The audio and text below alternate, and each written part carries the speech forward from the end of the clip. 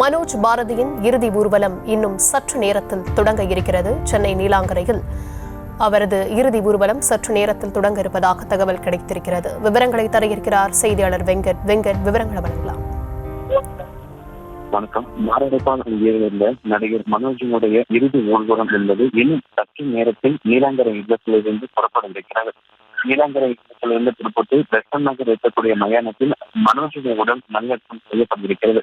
நேற்று மாரடைப்பு காரணமாக உயிரிழந்த மனோஜின் உடல் முதலாக சேர்க்கப்பட்டு இல்லத்தில் வைக்கப்பட்டிருந்தது. அதன் பிறகாக நீலாங்கரையில் இருக்கக்கூடிய இயக்குனர் பாரதிராஜா இல்லத்திற்கு கொண்டு வரப்பட்டு திரை உலகை சார்ந்த பல்வேறு திரைப்பிரபலங்கள், அதே போல மிக முக்கிய அரசியல்வாதிகள், முதலமைச்சர் மு.க.ஸ்டாலின், துணை முதலமைச்சர், அமைச்சர்கள், பாஜக மாநில தலைவர் உள்ளிட்ட முக்கிய அரசியல் பிரமுகர்கள் நேரடியாக வந்து மறைந்த நடிகர் மனோஜுடைய உடலுக்கு அஞ்சலி செலுத்தினர். இந்நிலையில் மனோஜுடைய அந்த இல்லத்திற்கு முன்பாக தற்பொழுது அந்த இறுதி சடங்குகள் என்பது செய்யப்பட்டு வருகிறது. இன்னும் சற்று நேரத்தில் மனோஜுடைய உடல் ஊர்வலமாக கொண்டு செல்லப்பட்டு நீலாங்கரை இல்லத்திலிருந்து கொண்டு செல்லப்பட்டு பெசன்ட் நகர் மின்மயானத்தில் உடல் நல்லடக்கம் செய்யப்பட இருக்கிறது.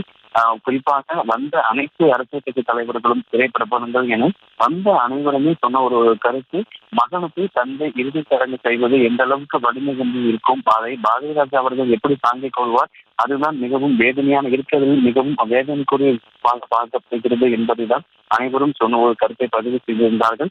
மாரடைப்பு காரணமாக உயிரிழந்த நடிகர் மனோஜுடைய இறுதி ஊர்வலம் என்பது நீலாங்கரை இல்லத்திலிருந்து இன்னும் சற்று நேரத்தில் புறப்பட இருக்கிறது. இல்லத்திற்கு முன்பாக அந்த உடலுக்கு செய்ய வேண்டிய இறுதி சடங்குகள் என்பது தற்பொழுது நடைபெற்று வருகிறது. இன்னும் சற்று நேரத்தில் நீலாங்கரை இல்லத்திலிருந்து இறுதி ஊர்வலமாக புறப்பட்டு சென்று பெசன்ட் நகர் மயானத்தில் உடல் நல்லடக்கம் செய்யப்பட இருக்கிறது.